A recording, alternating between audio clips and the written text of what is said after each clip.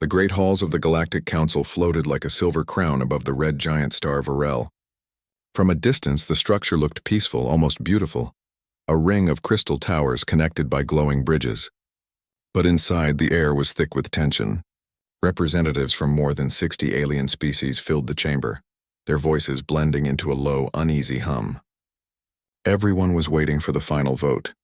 For centuries, Earth had been the youngest member of the Council. Humans were allowed to observe and trade, but never to decide. Most species saw Earth as a minor planet, a promising child among wise elders. Yet whispers had begun to spread in recent years. Human colonies were growing too fast. Their ships were exploring forbidden regions, and most dangerous of all, their scientists were inventing machines that no one had predicted. Today's meeting was about control. The Council planned to pass a new set of laws, sanctions meant to slow Earth's expansion and force the humans to share their technology. Many believed the vote would be simple. After all, the humans were still young. They would have no choice but to obey. Councillor Zorthon of the Cairn species sat quietly near the center table. His long, scaled fingers tapped the edge of a glowing tablet as he read the proposal again. Zorthon had lived for 200 years and had seen many young civilizations join the Council. Most came with excitement and soon accepted the guidance of older species. But humans were different.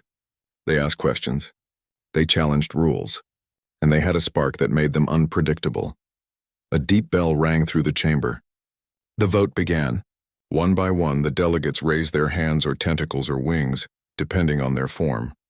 Green lights flashed around the room, each one a signal of agreement. Only a few red lights of objection appeared. The motion passed with overwhelming support. Sanctions approved, announced the Council speaker, a tall, shimmering being of living energy. The Sol system will be restricted. Human colonies beyond the Sirius Gate will be frozen. A blockade fleet will secure the wormhole near Proxima. A wave of approval spread through the chamber, but Zorthon did not join the applause. He turned his gaze to the small section reserved for Earth's observers. The human representatives sat stiff and silent, their faces unreadable. At their center was a woman with sharp eyes and a calm expression, Admiral Helena Ruiz of the United Earth Defense Fleet. Helena listened without moving as the decision was announced. Her uniform was plain compared to the bright robes of the other delegates, but the way she carried herself gave her a quiet authority. She knew the vote would pass. She also knew it was a dangerous mistake. When the meeting ended, Zorthon moved closer to the human group. "Admiral Ruiz," he said softly in fluent English, "I tried to warn them. They believe Earth will accept these restrictions without conflict. But I have studied your history. You will not bow so easily." Helena's eyes met his. "You understand us better than most," she replied. "But understanding may not be enough to stop what comes next." Zorthon tilted his head. "Then what will you do?" Helena gave a small, controlled smile. "We will do what we must to protect our people. Nothing more, nothing less." 2 days later, the first wave of Council ships arrived at the edge of the Sol system. Dozens of massive war cruisers slipped out of faster-than-light travel, surrounding the wormhole that connected Earth's colonies to the wider galaxy.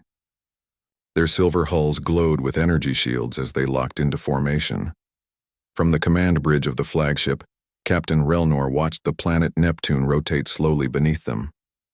He was confident. His fleet was the most advanced in the Council.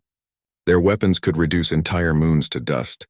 The humans, he believed, would see reason once they realized resistance was hopeless. "Transmit the blockade notice," Relnor ordered. "No ship enters or leaves without Council permission." Signals raced through space toward Earth carrying warnings and demands. Hours passed. No reply came.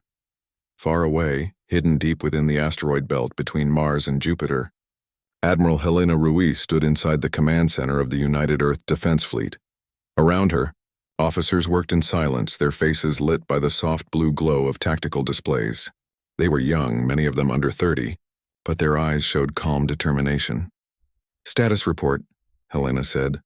"All observation satellites are active," replied Lieutenant Mark Chen. "We have full coverage of the blockade fleet. Their ships are holding position, but we detect no signs of attack yet." "Good," Helena said. She studied the holographic map floating before her. Tiny red icons marked the Council ships, each one carefully tracked by hidden human sensors. "Maintain stealth protocols. "Do not engage unless they fire first." "Yes, Admiral." Helena turned to her communications officer. "Prepare a message for the Council fleet. Standard encryption, wideband transmission." The officer nodded and began typing. Helena spoke clearly, her voice calm but firm. "To the forces of the Galactic Council," she said. "This is Admiral Helena Ruiz of the United Earth Defense Fleet. Your actions are a violation of our sovereignty and a threat to human life. Stand down or witness our resolve." The officer sent the message. On the Council flagship, Captain Relnor frowned as the human signal reached his console. He played it again, listening to the quiet strength in the Admiral's voice. "Witness our resolve," he repeated, almost to himself. There was no anger in the words, no fear, only certainty. His second officer, a tall insectoid, clicked nervously. "Captain, they sound confident. Perhaps we should—" "Silence," Relnor interrupted. "They are bluffing. Earth cannot match our strength. Prepare a display of power. Target their outer satellites. Fire a warning shot." Back in the asteroid belt, Helena watched as her sensors detected the flash of a distant energy weapon. A human observation drone near Neptune exploded in a burst of light. Around her, officers tensed. "Admiral, they fired," Chen said. Helena remained still for a long moment. She thought of the Council chamber, of Zorthan's warning, of the many times humanity had been underestimated in its short but turbulent history. "Activate Iron Horizon protocols," she said finally. The command center filled with a quiet hum as hidden systems across the solar system came alive. Deep in the darkness of space, massive shapes began to move. Stealth carriers rising from asteroid shelters, automated defense platforms powering their weapons, and long-range scanners reaching out like invisible hands. Earth's preparations had remained a secret for decades. While the Council watched the obvious fleets near Mars and Luna, humans had built something far greater in the shadows. Project Iron Horizon was no mere defense plan. It was a silent promise that Earth would never again be helpless. "Transmit one more message," Helena said. The communications officer looked up. "What should it say, Admiral?" Helena's eyes narrowed. Only 2 words: "Stand down." Across the galaxy, rumors began to spread. Traders whispered of hidden human weapons. Miners spoke of mysterious signals from the asteroid belt. In the Council chamber, delegates argued late into the night. Some called for immediate peace talks. Others demanded a full invasion. Counselor Zorthan listened quietly to the chaos. He remembered the calm warning in Helena's eyes. Humans, he thought, did not shout before they struck. They planned. They prepared. And when the moment came, they acted with a resolve that could shake even the oldest stars. The vote had been cast. The blockade had begun. But Zorthan now wondered if the Council had awakened something it could no longer control. As the red giant Vorl burned silently in the distance, a single thought echoed through his mind. The galaxy believes Earth is weak. They are about to learn how wrong they are. The Sol system rested in a strange quiet. The Council blockade fleet remained near Neptune, shining like cold stars against the blackness. Their silver ships formed a perfect wall, ready to cut off any movement between Earth and the wider galaxy. But beneath that quiet surface, the humans were moving. Admiral Helena Ruiz stood inside the hidden command center deep within the asteroid belt. Around her, dozens of officers worked with quiet focus. Blue lights blinked across the large tactical screens, marking every Council ship and every human asset. Each dot was a piece of a larger puzzle. Lieutenant Mark Chen updated the room. Council forces have increased patrols along the wormhole gate. Still no attempt to push closer to Earth. Helena nodded. They are waiting for our first mistake. They hope fear will break us before a single shot is fired. Her words carried no anger, only a calm understanding of strategy. Humanity had survived centuries of struggle on its own planet. Wars, disasters, and the long climb to the stars. A fleet of alien ships was dangerous, yes, but fear alone would not defeat Earth. "Continue full stealth protocol," Helena ordered. "No transmissions except encrypted bursts." "Keep every hidden platform silent." The officers responded with sharp, "Yes." "Admiral," their voices steady. Beyond the asteroid belt, far from the blockade, a different part of the human plan was already in motion. In the dark reaches of the Kuiper belt, a massive structure drifted between frozen rocks. To the Council's scanners, it looked like an ordinary mining station. In truth, it was a key piece of Project Iron Horizon. Inside, engineers worked day and night, guided by adaptive artificial intelligence.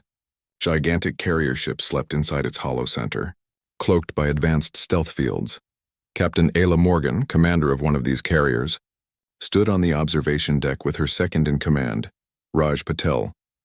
Through the thick glass, she watched faint blue sparks as automated arms welded new plating onto the hull of her ship. "Do you think the Council knows we are here?" Raj asked quietly. "They suspect nothing," Ayla replied. "They think they have us surrounded near Earth. They don't imagine we could hide a fleet this far out." Raj gave a small smile. "Sometimes I think they don't really understand humans at all." Ayla's eyes remained on the dark horizon. "That is their mistake, and our advantage." Meanwhile, in the grand chambers of the Galactic Council, the debate was far less calm. Delegates from dozens of worlds filled the air with overlapping voices. Some shouted for stronger action, full invasion, immediate disarmament of Earth. Others warned of the dangers of pushing too hard. Reports of hidden human technology had already begun to spread. Councillor Zorthan watched the arguments unfold. He had tried to warn the Assembly before the sanctions vote. Now he spoke again, his deep voice steady. "My colleagues," he said, "do not underestimate this species. Humans are not like the young civilizations we have guided in the past. Their history shows a pattern of resilience. They adapt faster than we calculate. They will not wait for us to decide their fate." Councillor Brothos, a tall reptilian with scales that glittered like metal, snorted. "You give them too much credit. Their fleet is small. Their technology is centuries behind ours." Zorthan met Brothos's gaze. "Centuries behind, yet they cross the stars without our help. Centuries behind, yet they create weapons we do not fully understand. Tell me, Counselor, how many other primitive worlds have ever built quantum stealth drives on their own?" The chamber fell into uneasy silence. The council speaker finally spoke. "We will maintain the blockade, but we will also dispatch intelligence units to investigate these rumors of hidden human forces. If they are true, we must know." Back in the Sol system, the humans were already several steps ahead. Inside the command center, Admiral Ruiz studied new intelligence reports. A hidden sensor network had intercepted fragments of Council communication. The enemy was starting to suspect that Earth's strength went beyond its visible fleets. "They are sending covert scouts," Mark Chen reported. "Small ships with deep stealth. They'll try to map our hidden stations." Helena's eyes narrowed slightly. "Then we will show them what we choose to show. Prepare the decoys." Within hours, several unmanned human drones began transmitting faint energy signatures, carefully designed to mimic secret weapons platforms. The signals led the Council scouts toward empty regions of space far from any real human assets. Lieutenant Chen allowed himself a quiet smile. "They will chase shadows for weeks. That is the idea," Helena replied. "Let them waste time. Every hour we buy strengthens Iron Horizon." At the same time, deep within the Earth Defense Command bunkers under the Pacific Ocean, engineers worked on another part of the plan. Project Iron Horizon was more than hidden ships. It was a network of orbital foundries capable of rapid production, gravitational cannons capable of bending space around enemy fleets, and artificial intelligence units that could predict Council tactics. Dr. Evelyn Harper, Chief of Engineering, watched as a giant graviton cannon powered up for a test. A faint ripple distorted the air inside the sealed chamber. "Output stable," her assistant reported. "Good," Harper said. "This will give us options the Council has never faced before." She paused, thinking of her family living in a quiet colony on Europa. "But remember, our goal is not war. Our goal is to make sure war never begins." On the blockade flagship, Captain Relnor paced the bridge. Days had passed since the humans' first warning. No human ships had attempted to break the blockade. No attacks had come. Yet his instincts told him something was wrong. "Status of our scouts?" he demanded. "Still searching," his second officer replied. "They have detected faint signals, but nothing of value." Relnor's eyes narrowed. "Too quiet. The humans are planning something. They must be." He stared at the dark void beyond the sensors, uneasy. As hours turned into days, a quiet race unfolded across the solar system. Council scouts hunted for hidden bases, but the humans remained invisible. Decoy signals misled their search, drawing them into empty asteroid fields. Meanwhile, Earth's engineers completed critical upgrades to their hidden fleet. Carrier ships tested new stealth drives. Drones refined their targeting algorithms. Every system was checked and checked again. Inside the command center, Helena listened to the steady rhythm of progress reports. Each success was a small victory in a war she hoped would never have to be fought. "Admiral," Lieutenant Chen said one evening, "some of the younger crew are nervous. They see the Council fleet and wonder if peace is even possible." Helena looked at the stars on the holographic map. "Peace is always possible," she said softly, "but only if we are ready to defend it. We cannot let fear guide us. We must stay calm and prepared." Her voice carried across the room, steady and warm. The young officers straightened, their worries eased by her quiet strength. Far away, Counselor Zorthan sent a private message to Helena, using a secure diplomatic channel. "Admiral," the message began, "the Council grows restless. Some call for direct action. I fear they will not wait much longer. I do not wish to see your people harmed, but I cannot hold them back forever." Helena read the message in silence. Then she replied with a single line, "We are prepared. Thank you for your warning." Later that night, Helena stood alone at the viewing deck of the command center. Through the reinforced glass, she could see the faint glow of distant stars and the cold shimmer of the blockade fleet.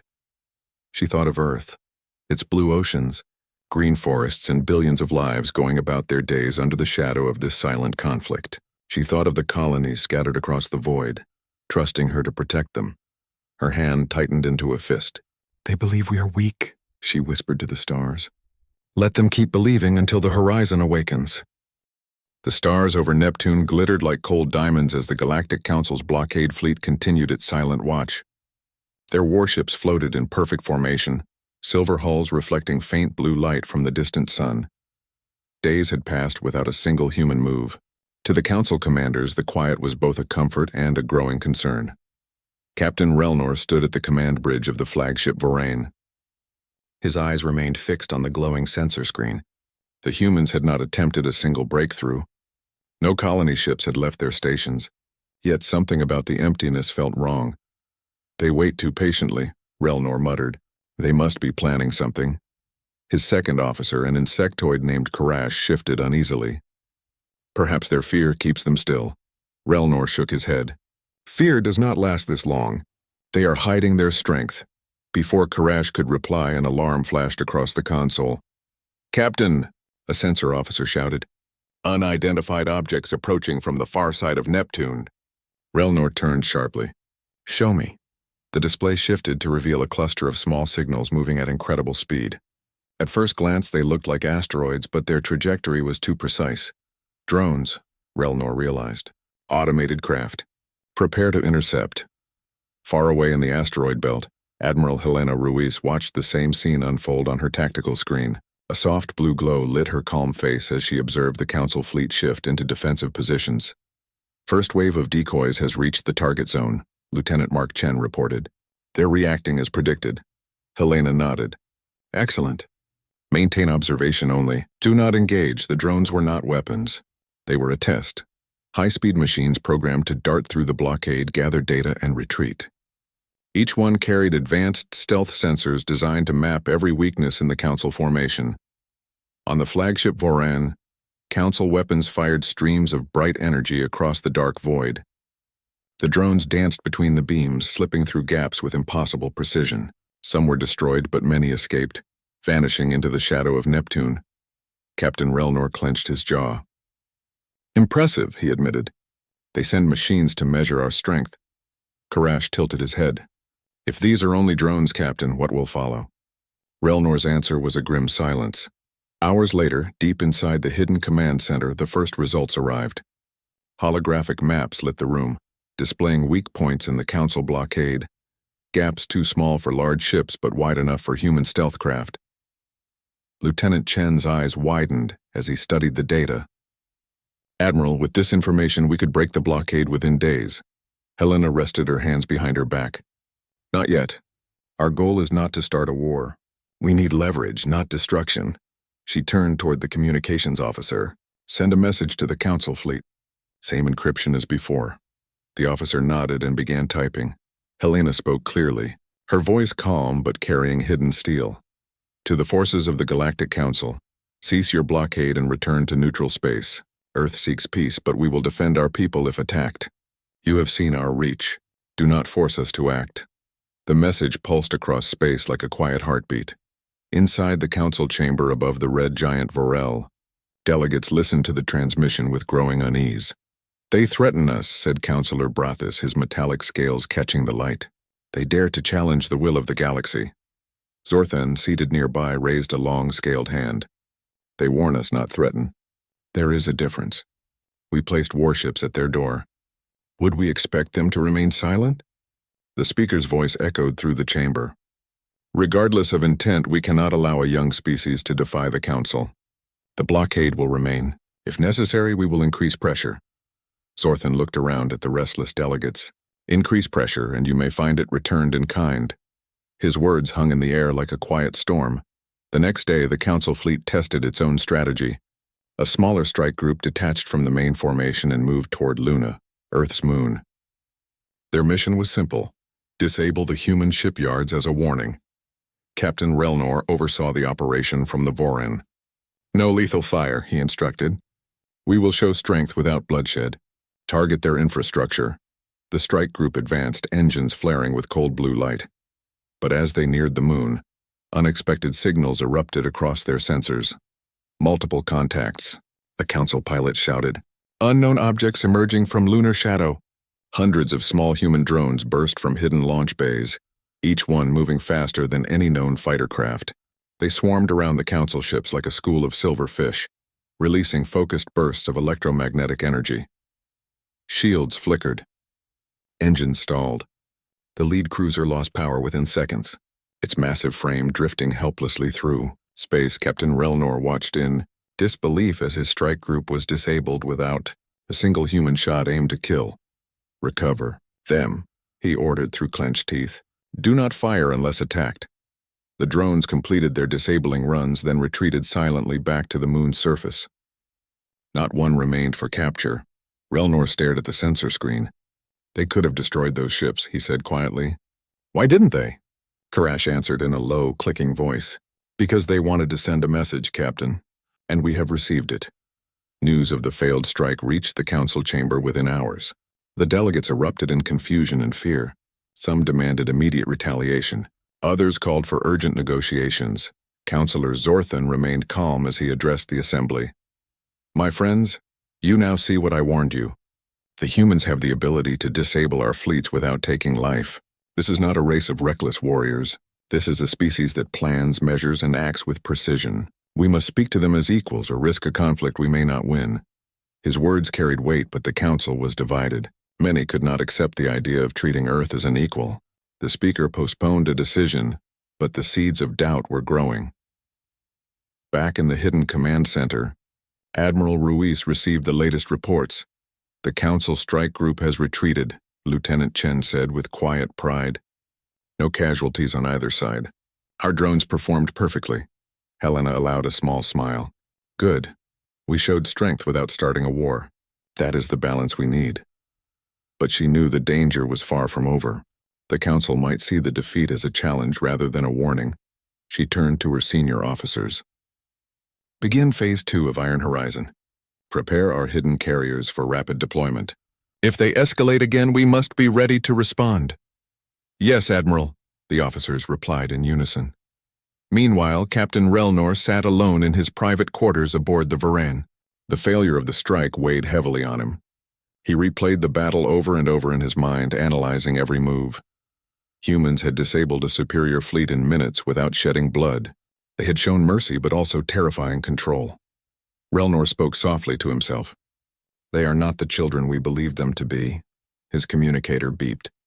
A message from the council speaker appeared. "Prepare for full mobilization. Reinforcements en route." Relnor closed his eyes. A larger conflict was coming, and he feared what it would reveal about both sides. Far across the dark space, Admiral Helena Ruiz stood at the viewing deck, gazing at the distant stars. The council fleet still glittered beyond Neptune, but now she knew its pattern, its strengths, and its weaknesses.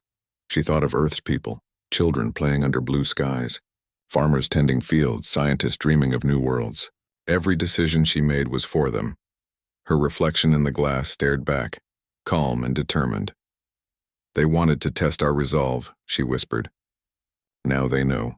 Yet deep inside, she wondered how long peace could survive when fear ruled the hearts of those in power. The first sparks of war had been lit. Whether they grew into a raging fire or faded into negotiation would depend on choices yet to come. The distant stars seemed to burn brighter as the Council Armada moved deeper into the Sol system. Thousands of warships stretched across the void, their silver hulls glinting coldly in the light of the sun. From Neptune to Jupiter, every planet was watched, every movement tracked. The Council believed they held the system in their hands, but Earth had been waiting. And now, the time for subtlety was ending. Inside the hidden command center deep in the asteroid belt, Admiral Helena Ruiz studied the holographic map of the entire Sol system. Tiny lights marked the positions of every Council ship. Fainter lights indicated her hidden forces, stealth carriers, orbital platforms, drone clusters, all carefully concealed until now. Phase 3 is ready, Helena said quietly. Her voice carried calm authority across the room. Deploy the carriers. Bring the fleet online. Lieutenant Mark Chen's eyes widened as the massive gates at the back of the asteroid belt slowly opened. Hidden carriers, each larger than a city, emerged from the shadows. Sleek and black, their stealth fields made them almost invisible against the darkness of space. They are everywhere, Chen whispered. They could strike any ship in the Armada without being seen. Helena nodded. Not strike yet. Just presence. Let them realize the horizon has awakened. Far away in the Council Armada, Captain Relnor's sensors began to register strange readings. Blips appeared, then vanished, only to reappear in impossible positions. His engineers worked frantically to analyze the anomalies. What are they doing? Relnor demanded. Report. Unknown, Captain, a junior officer replied, her antennae twitching nervously. Objects appearing and disappearing. We cannot track them reliably. Relnor clenched his fists. They are hiding. They are planning. Prepare all systems for immediate response. We cannot let them flank us. The Council fleet shifted, engines burning, trying to reorganize. But every move seemed anticipated. Every formation countered. At the Asteroid Belt Command Center, Helena smiled faintly. The Council believes we are weak, she said. Let's show them how wrong they are. Her officers activated the graviton projectors hidden within the belt. These massive devices could manipulate gravity across vast distances, creating localized distortions that slowed enemy ships and disrupted their shields. In moments, blips on the Council sensors began to wobble, engines stalling as invisible forces tugged at the massive warships. Alarm sirens rang across the Armada. Captain Relnor's voice was sharp. All ships hold formation. Compensate for gravitational anomalies. Return fire only if fired upon. The Council pilots struggled as their sensors failed to account for the invisible distortions. What they thought was simple space now felt like a trap. Meanwhile, from Luna to the outer asteroids, human drones moved with quiet precision. Small, almost invisible, they darted between the massive Council ships, gathering data, disabling key sensors, and delivering electromagnetic pulses that disrupted weapon systems. Not one human life was in danger. Not a single shot was fired at a crew member. Yet the Council fleet found itself slowed, disoriented, and vulnerable. Admiral Ruiz watched every move, her calm eyes reflecting the holographic map. She had trained her fleet for years, predicting every possible maneuver. Every Council reaction was anticipated. Every Council strategy countered. Deploy the decoy signals, she ordered. Make them think they see a larger attack force than exists. Confusion is our ally. Across the Sol system, energy signatures multiplied, giving the Council the impression that Earth had more ships than they had ever imagined. Panic began to ripple through the Armada. Counselor Zorthan observed the chaos from the chamber above Vorel. He had sent warnings before, but no one had listened. Now, as reports came in, he felt a mixture of relief and dread. They are not attacking recklessly, Zorthan muttered. They are disciplined, precise, and fully prepared. The humans are more than we ever gave them credit for, counselors argued again. Some still wanted to strike back, claiming that Earth's fleet must be destroyed before it could grow. Others suggested negotiations, recognizing that continued aggression could cost the Council far more than anyone imagined. The speaker finally interrupted. The Armada faces unexpected resistance. We must reconsider our strategy. Withdrawal may be necessary. Zorthan nodded slightly. It may already be too late to force them. In the Sol system, the situation continued to unfold like a carefully choreographed dance.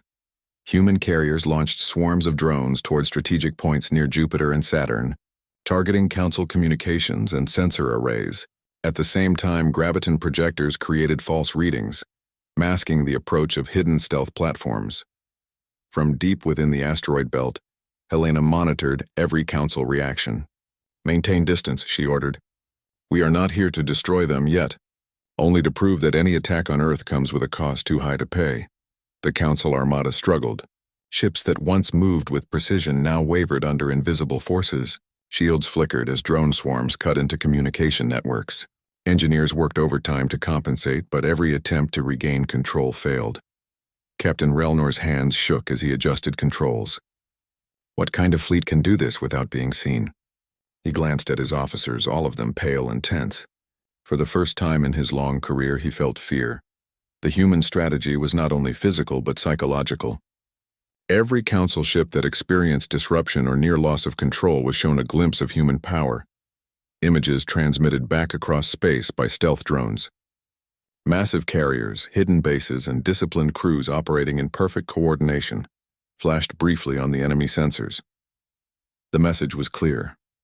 Humanity was not only capable of defense, it could dominate the battlefield if necessary.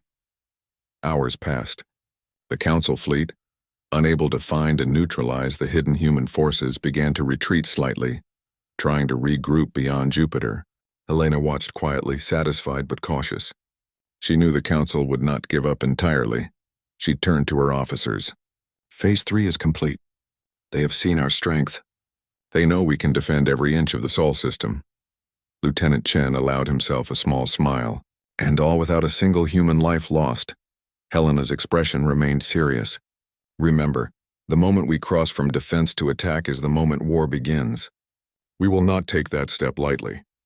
But if they force it, they will face consequences they cannot imagine."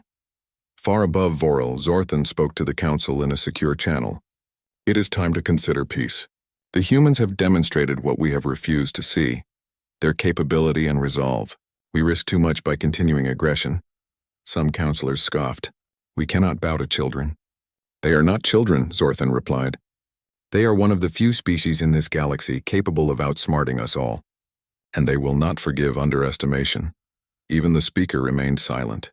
For the first time, the power of Earth was undeniable. Back in the asteroid belt, Helena stood at the viewing deck, looking at the distant glint of retreating Council ships. She thought of Earth, of its people and colonies, of the years spent quietly building defenses while the galaxy assumed weakness. "They came to test us," she whispered. "Now they know the truth, and it is a truth they cannot ignore." A small voice from behind her broke the silence. "Admiral, what comes next?" She turned, looking at her young officers. "Next comes patience. We have proven our strength without striking a blow to life. That is the message the galaxy must understand. Humanity defends itself, but it does not seek war." Her eyes returned to the stars. "The horizon is ours to watch, and if anyone dares to threaten it, they will face the consequences." The Council armada continued its cautious retreat. Deep inside, Captain Relnor analyzed every maneuver, every weakness, every human tactic he had witnessed. He realized a new reality. Earth was no longer a child planet to control. Humanity was a power in its own right, disciplined, cunning, and prepared to defend everything it held dear. And in the shadows of the asteroid belt, Admiral Helena Ruiz knew this was only the beginning. The Council had learned of Earth's strength, but the galaxy was vast. Other species might challenge humanity, underestimating it just as the Council once had. She had a long journey ahead, but for now the first battle of strategy and restraint had been won. The Sol system had returned to a tense calm.